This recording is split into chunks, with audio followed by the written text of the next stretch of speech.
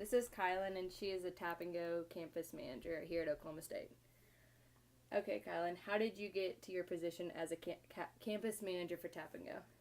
Well, I started out being a delivery driver, taking orders to people, and after a little while, I saw that there was an opening for a manager, so I applied and then I was hired. Okay, what conflicts have you had to deal with between the drivers?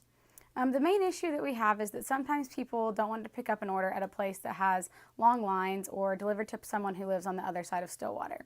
When this happens, I will have to communicate with them to see who has the least amount of orders or if someone is already near the restaurant that is being ignored. Okay, how do you select the types of personalities that you want working for you?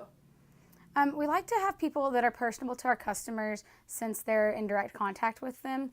Also, we need people that are willing to work hard and go the extra mile since there might be an issue with an order where they might have to go back to the restaurant and then redeliver it and contact customer support.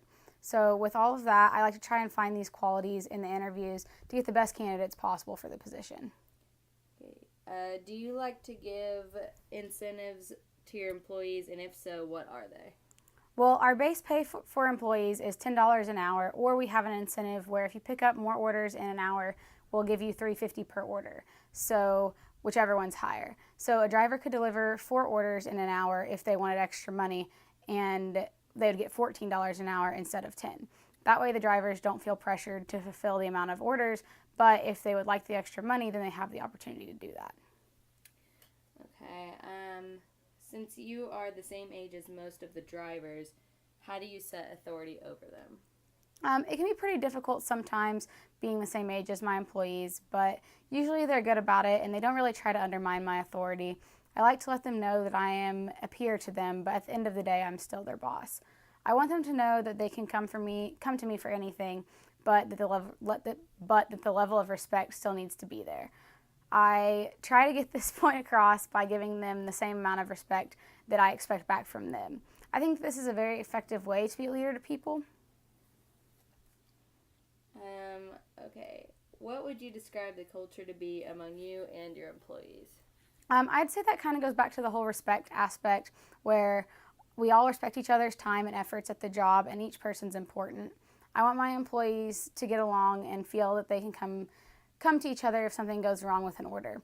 One time a driver had already picked up an order and ended up getting a flat tire on their way to the customer. In this case, I had to communicate with each driver and figure out someone who would come pick up the order. They are more than willing to stop by and pick up the food to be delivered. This is a perfect example of the relationship that I want to have with my employees and for them to have among each other. How do you think that this job as a campus manager will help you at a bigger corporate level job someday? I think that just dealing with different people and having to handle all types of situations with no one there to help me whenever I need help, because as the campus manager, I'm the one that deals with everyone that works for Tap and Go. And so if there's any issues, I have to kind of think on my feet and be ready to handle whatever comes my way. And I really think that a manager in all types of corporations have to do this kind of thing, and that it'd be really important for me to take with me. All right, thank you.